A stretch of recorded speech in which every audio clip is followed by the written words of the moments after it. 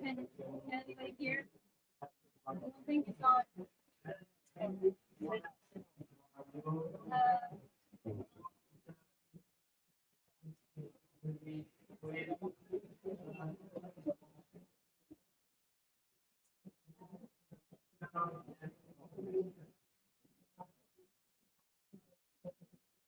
Hello? Please come and take a seat. We're starting our panels. We have exciting speeches from Marie-Claire Graf from the Youth Negotiators Academy. She's on her way. Stefan Uhlenbrook, who is from the World Meteorological Organization. Stefan, could you take a seat in the front, please? And Rico Grino, we will talk. Sounds like you did something bad. Thank you so much for the wonderful performers.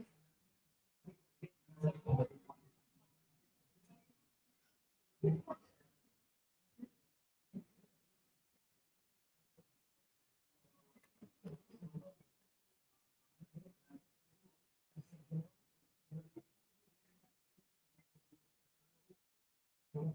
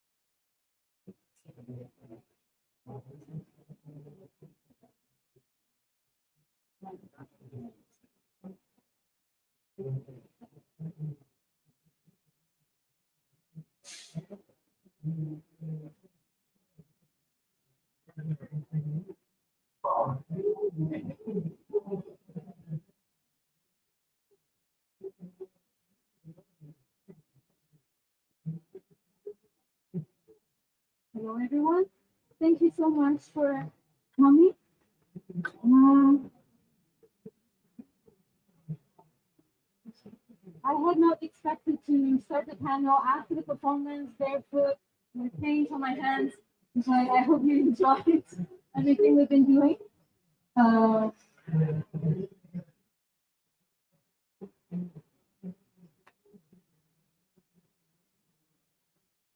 Apparently, my laptop ran out of battery, so we're going to improvise on the spot because we have prepared slides to introduce our speakers. First, we have Stefan Uhlenbrook from the World Meteorological Organization. We've known each other since the last talk. We're here to represent water, including water solutions for climate change. And soon you will also meet Monica Graf, who is on her way from the Youth Negotiators Academy. And next to me, there is Rico and Bruno, who were the talented musicians that brought the Amazonian sound to our Blue Zone today. So can we have some round of applause for our two musicians and the performers? Three performers. Thank you. So yeah, quick introduction of Medium Waters. We are an NGO situated in Geneva, Switzerland. We have a big, beautiful picture of two rivers merging on the screen. But now it's out of battery. Oops, you missed it. So we are actually a group of artists, scientists, and policymakers. We're trying to create events like what we're doing today, merging different disciplines together to talk about water issues, but more importantly, water solutions. So to be brief, on my side, I want to pass the mic to Stefan. I'm sure he has a lot to say and to express on his work and his wish for water as he's leading COP tomorrow. Thank you, Charlotte. My name is Stefan. I work for the multidisciplinary organization. I'm director for hydrology there in water. And I don't want to speak too much about my work. And I think over the last 8-9 days or so, I spoke on a number of panels, gave a number of presentations, and showing figures and maps, and always kind of explaining that the water cycle is becoming increasingly erratic. That means, for instance, last year, only 30% of the river basins worldwide were behaving normal from a statistical point of view. While 2/3 of the river basins around the world, they behave abnormal. They're either much too wet or too dry. We also see this for countries. So there's, because of the strong El Niño signal of the last 1.5 years, so there's a severe drought in large parts of Latin America. But at the same time, we had very significant flooding in the south of Brazil. Maybe coming from Brazil, you still remember, I think 180 people died. And so you see it's becoming more erratic. it leaves our figures and facts, and we don't have to pick on the disaster, but we explain and we show the numbers. But I sometimes feel we have to find other ways to communicate better about that. So therefore, I'm very happy to work with Charlotte, and because I believe through art or maybe through addressing the emotions of people, it's a different way of communicating the same problem. Our figures and factors, numbers and hydrological models and all software predictions and all that, it's all important. That's my day job. But somehow we don't really change behavior. So we need to find other ways to actually convince people. And we just had a live performance of piece of art. I think she's circulating this PR mask there. One of her latest work is the Noéa idea. I think it's a prototype what you can see there. So, and I think we have to find other ways to communicate about our science. And we are happy to give her our data. Then the AI engineer and a lot of creativity by Charlotte. She's translating our technical data into some art and hopefully helps us convincing policymakers, decision makers, but all of us in public in general to realize what does it mean for the planet, what does it mean for changing water cycle due to climate change and unsustainable management of water. Thank you. Thank you very much, Stefan. Thank you for your work also on water and rivers. The prototype that we're passing on actually is not yet trained on machine learning, but it's illustrating the heartbeat of the planet. That is essentially what Stefan just talked about is water, the pulses of atmosphere translated into heartbeats. So you will, as we pass on this experience, you can enjoy the music, and that is accelerating. It shows that the planet can have a heart attack because the rainfalls are becoming more rapid, and our rivers are also in danger. Now I'm going to pass the mic to our musician today, Rico. Rico, would you like to introduce your work and especially the technology that you're using behind, because we're actually at a digital innovation pavilion. Hi everyone. I'm from BioSample with my partner Bruno here and Simone. Simone is from the science. She's a scientist from the UPP. About that. We create BioSample just like say we are really agree feel like we need to find another way to communicate with people. It's easy. The people start to be more conscious about what's happening. Why we need to be fast to change how we live. So we create a BioSample. It's like use this experience that we use samples of the energy. So today we recorded a long past year in Brazil. They had more than 1 million minutes recorded about frogs, birds, a lot of kind of animals, landscape like rivers or birds, and they used that for a long time ago just like a condensed bank of sounds. So we are using this to promote the project to try to see another way to people say, look, we are doing this with this bird, but we know these birds are dying, you know, so that's the main So we are very happy. We were in Portugal last month with this project, and we came here to do a concert at the Museum of Art of Berlin, and we did that 2 days ago.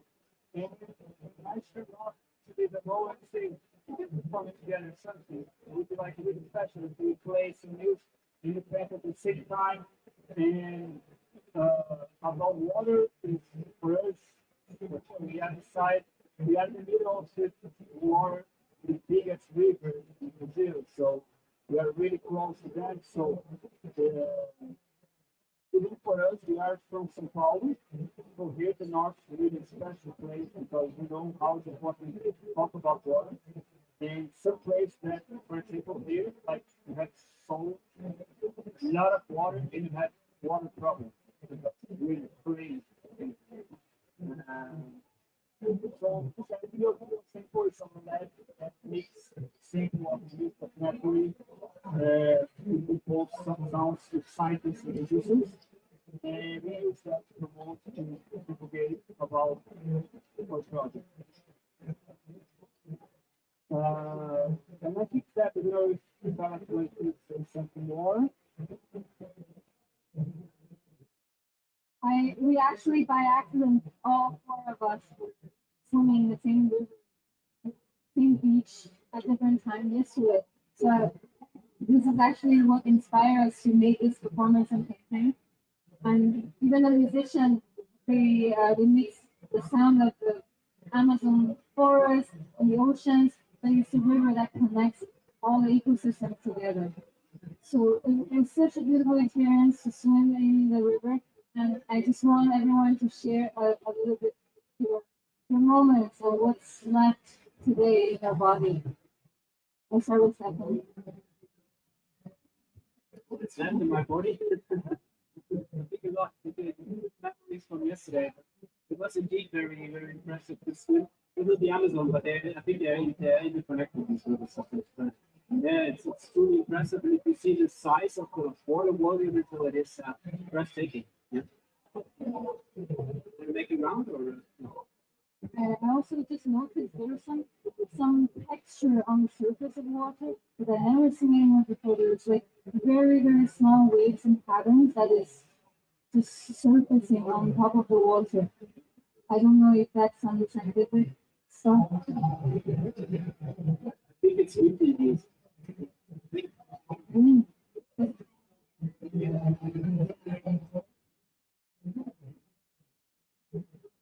What about the color of the water?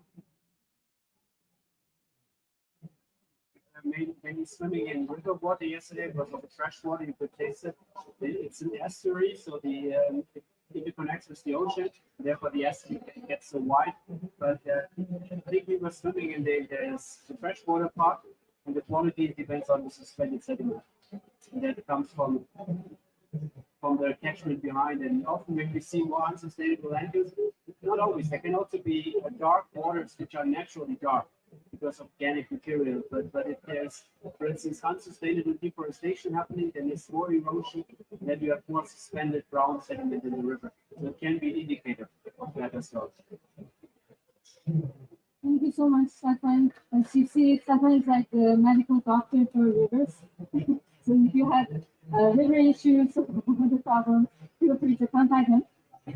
And now I'll pass the mic to our musicians. Do you want to share some memories from yesterday?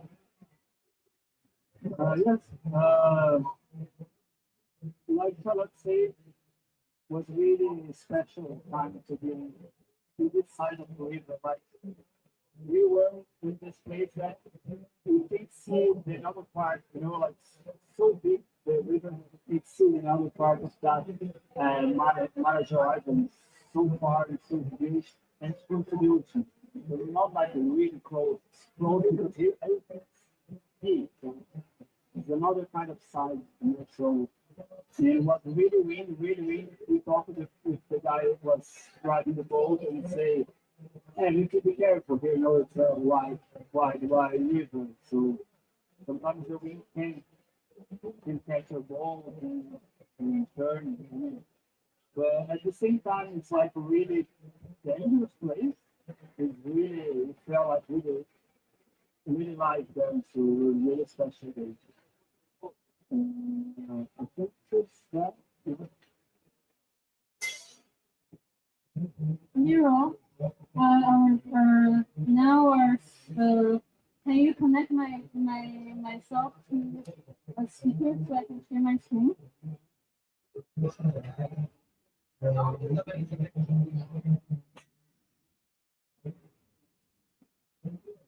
Would you like to share something?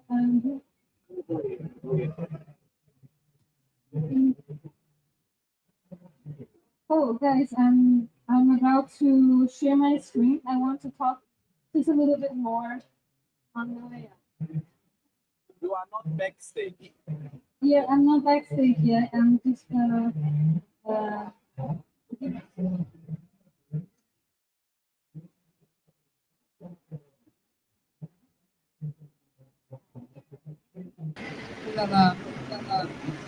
share screen.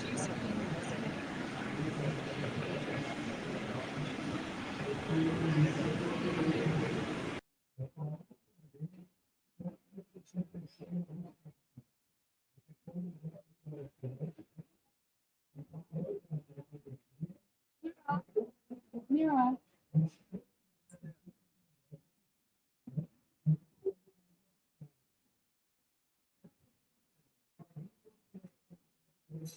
So, just some flashback on BioSample. You can find them on social media and research center, laboratory. So they're doing some very cool, innovative stuff, digital work, mixed with music, culture, but also scientific research. And as we move forward, I just want to go through a few introduction on Noéa. If you have tried the headset, we talk about the importance of water. How Noéa is created to feel and to restore this intimate connection.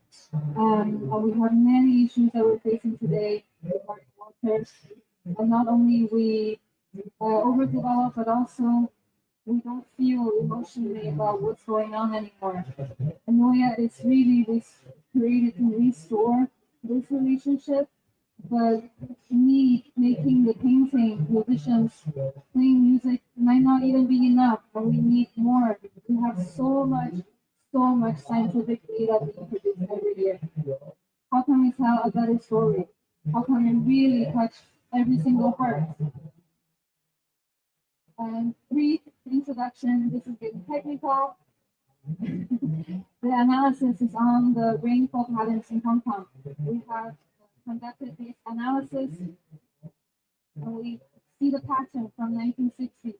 The real estate development and the migrations has really changed the landscape of land use of the city. And we transform this data into heart rates, heart rate variabilities. So these are all very intuitive knowledge that we know from medical history since 200 years. And this very smart twist of changing the climate data into heart rate data gave us a unique ECG of the planet. And we can see how the city, the planet is growing more and more rapidly, and it's really touching us as if we were feeling with the sky. And finally, we can map out each emotion on this psychological graph.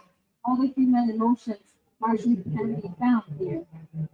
And then we will know that Italian is feeling a little bit sentimental today, is crying on and off. That's just an analogy of it. Finally, I thank you for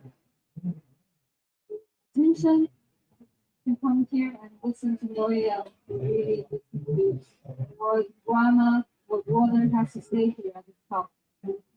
Thank you for coming, and thank you for the brilliant pavilion, Innovation Digital. Thank you, Leo. Thank you, Alexi. Thank you, Alex Paris.